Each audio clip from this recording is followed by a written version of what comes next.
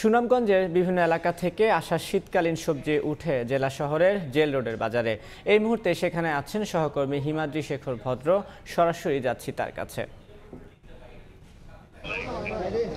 আমি আছি সুনামগঞ্জ শহরের জেল রোড এলাকার সবজি বাজারে। আপনারা দেখতে পাচ্ছেন যে এখানেই সুনামগঞ্জের উত্তর সুরমা জনপদের যে সমস্ত সবজি, সেই সমস্ত সবজি এখানে বিক্রি করা হয়। আসলে সুনামগঞ্জের উত্তর সুরমা বলতে বিশ্বম্বরপুর, সুনামগঞ্জ সদর এবং দোয়ারা বাজার উপজেলার যে সমস্ত কৃষকরা সবজি উৎপাদন করেন, সেই সমস্ত সবজি এই সুরমা নদী দিয়ে এই বাজারে নিয়ে আসা হয় এবং সেই বাজার থেকেই সবজি দেশের বিভিন্ন স্থানে এবং সিলেটের বিভিন্ন স্থানে বিক্রি করা হয়। আমরা আজকে সকাল থেকে এই এলাকায় অবস্থান করছিলাম এবং সেই দৃশ্যটি দেখেছিলাম যে নৌকা থেকে কিভাবে কৃষকরা সবজি নিয়ে আসছেন এবং সেই সবজি কিভাবে দেশের বিভিন্ন স্থানে, সিলেট সহ বিভিন্ন স্থানে ছড়িয়ে ছিটিয়ে যাচ্ছে। আমরা কথা বলেছিলাম এখানকার কৃষকদের সাথে। তারা জানিয়েছেন যে গেল বছর এর আগেই শীতের সবজি এসেছিল, কিন্তু এই বছর পরপর তিনবার বন্যার কারণে কৃষকরা অনেকটা ক্ষতিগ্রস্ত হয়েছেন। কারণ বেশ কয়েকবার তারা সবজির চারা লাগিয়েছিলেন, কেউ বীজ লাগিয়েছিলেন, সেই সমস্ত বীজ এবং চারা পুরোপুরি নষ্ট হয়ে গেছে বন্যার কারণে। এখন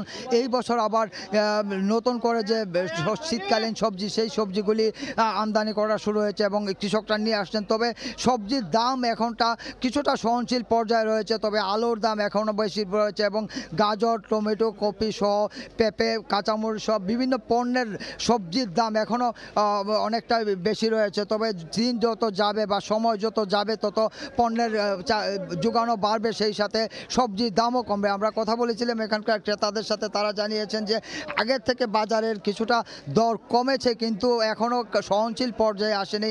আমরা কথা বলেছিলাম এখানকার ব্যবসায়ীদের সাথে। তারা জানিয়েছেন যে এখন পর্যন্ত এখানে প্রায় 2 শতাধিকের মতো সবজির আড়ত রয়েছে। সে সমস্ত আড়তে সকাল 7টা থেকে মূলত সুনামগঞ্জের বিশ্বম্বরপুর, তাহিরপুর এবং দোয়ারা বাজার এবং সদর উপজেলার বিভিন্ন স্থান থেকে সবজি আসা শুরু হয় এবং সেই সবজি সিলেট সহ বিভিন্ন স্থানে বিক্রি করা হয়। তারা জানিয়েছেন যে এই মাসের শেষার্ধেই সবজি যোগান আরও বেড়ে যাবে এবং তখন সবজির দাম কিছুটা হলেও কমতে পারে। আমরা কথা বলেছিলাম এখানকার কৃষকদের সাথে। তারা জানিয়েছেন যে এই বছর কৃষি সার এবং বীজের দাম বেশি হওয়ার কারণে তারা সবজি থেকে কাঙ্ক্ষিত লাভ পাচ্ছেন না। তো এই ছিল সুনামগঞ্জের জেল রোডের সবজি বাজার থেকে সবশেষ। এতক্ষণ সরাসরি যুক্ত ছিলাম সুনামগঞ্জে।